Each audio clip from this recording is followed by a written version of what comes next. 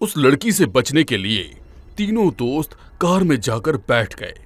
Mitesh car चालू कर रहा था मगर कार चालू ही नहीं हो रही थी। ये क्या हो गया इसे?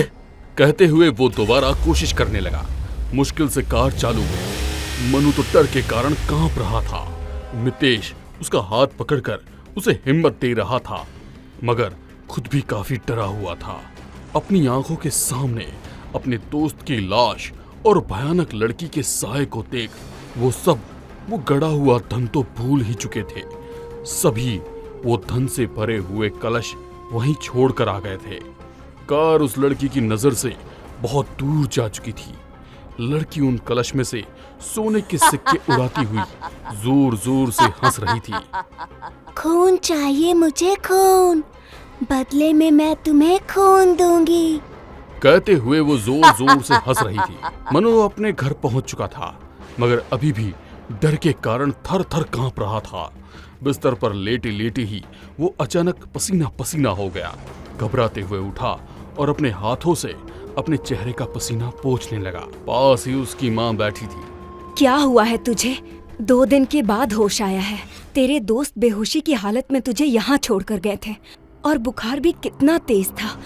दवाइयों से भी आराम नहीं हुआ। वो तो मंदिर में पंडित जी ने तुझे कल झाड़ा, तब आज सुबह तेरी आंख खुली है। मनु हैरान था कि पूरे 2 दिन के बाद उसे होश आया। घबराते हुए उसने पात्र की पानी की बोतल से 2 घुट पानी पिए और अपनी माँ की ओर देखने लगा। माँ, वो राज हम लोगों को छोड़कर चला गया। माँ, कोई भी नहीं बचेगा। वो सबको मार देगी। उसे मनु कुछ और बोल पाता उसके पहले ही उसे उस लड़की का साया नजर आने लगा। कहो उसे, खून चाहिए, खून। कहते हुए वो जोर जोर से हंसने लगी। वो आ गई माँ, वो आ गई। माँ, वो मुझे लेने आई है। माँ, मुझे बचा लो माँ। मनु की बातें सुनकर माँ बहुत परेशान हो गई और उन्होंने तुरंत डॉक्टर को कॉल किया। वो साया अभी भी मनु के सामने लहरा रहा था। मनु अपनी माँ को अपने पास से उठने भी नहीं दे रहा था। डॉक्टर ने मनु को बेहोशी का इंजेक्शन लगाया और कुछ ही पल में मनु, माँ, मुझे बचा लो कहता हुआ दोबारा बेहोश हो गया। लगता है बहुत ही गहरा सदमा लगा इन्हें। ये अभी तक उसी ट्रोमा में है। अब इन्हें होश आए तो आप इन्हें किसी भी तरह के सवाल मत पूछना और हो सके तो इन्हें हॉस्पिटल में भर्ती करा दीजिए ताकि इनकी बेहतर देखभाल हो सके। कहते हुए डॉक्टर वहां से चले गए। मनु बेहोशी की हालत में भी बहुत घबरा रहा था। उसके चेहरे पर बेचैनी के भाव देखे जा सकते थे। ना जाने इसे क्या हो गया है। उस मनहूस ग्रहण की रात को मैंने इसे मना किया था कि घर से बाहर ना जा, मगर आजकल के बच्चे इन सब बातों को मानते कहाँ हैं। हो ना हो कोई बुरा साया है इसके ऊपर। मैं आज ही गुरुजी को बुलाती हूँ। सोचते हुए उन्होंने अपने गुरुजी को फोन किया। गुरुजी के शिष्य ने फोन उठाया और बताया कि गुरुजी तो इस समय हरिद्वार विशेष आराधना के लिए गए हुए हैं। जैसे ही उनसे संपर्क होगा उन्हें आपकी परेशानी के बारे में बता दिया जाएगा।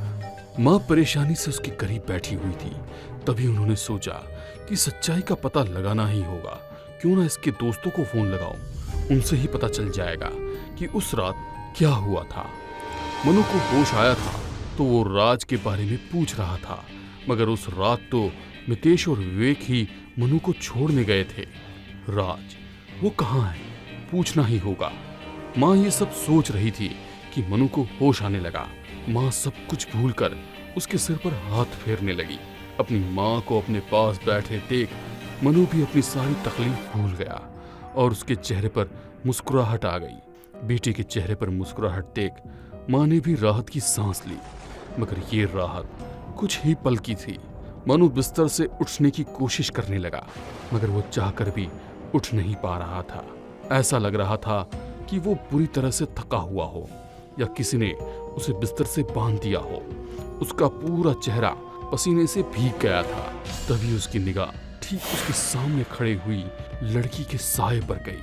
वो उसे देख मुस्कुरा रही थी। मुझे माफ कर दो, मुझे नहीं पता था कि इस पूरे खेल में तुम्हारी मौत हो जाएगी। मैंने तो वो धन भी वही छोड़ दिया।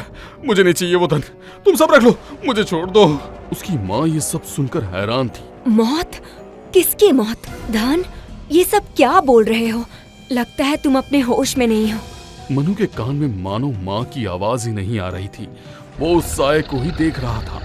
वो साया जमीन पर बैठ गया और अपने पैरों को घसीटते हुए धीरे धीरे मनु की ओर बढ़ने लगा। जैसे ही वो साया उसके पैरों के करीब पहुंचा, उसे पैरों से खींचकर अपने करीब लाने लगा।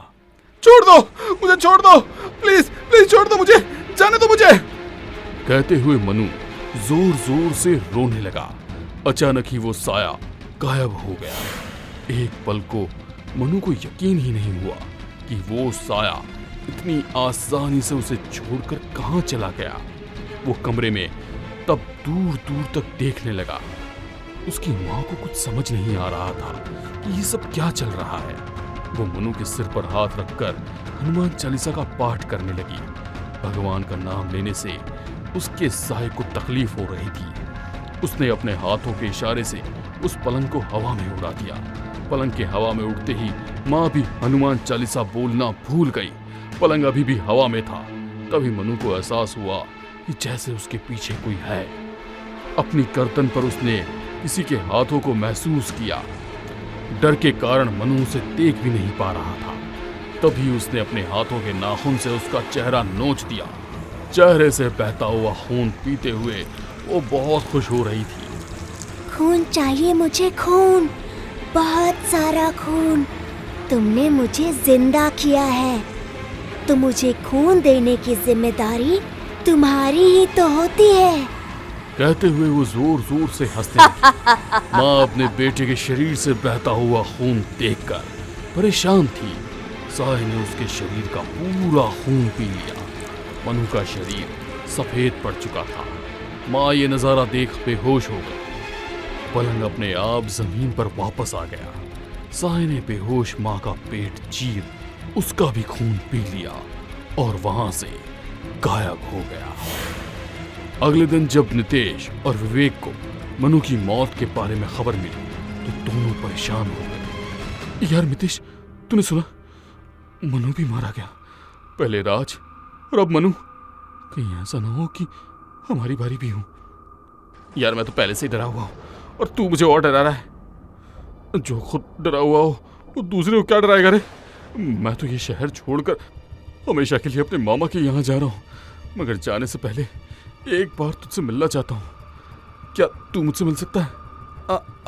हाँ, हम दोनों ही कैफे में मिल लेते ना। क्या इस प्रॉब्लम का कोई सॉल्यूशन नहीं है? यदि मुझे कोई सॉल्यूशन पता होता तो क्या मैं इस शहर को छोड़कर जाता? मगर जिस तरह से उसने मनु और उसकी माँ को मारा, मुझे नहीं लगता कि वो हमें छोड़ेगी। विवेक बोल ही रहा था कि उसके सामने सीलिंग पर चिपका हुआ उस लड़की का साया नजर आया। डर के कारण उसके हाथ पैर सुन्न हो गए। वो लड़की, मितेश, वो लड़की यहीं पर है। यहाँ पर? मगर कहाँ है?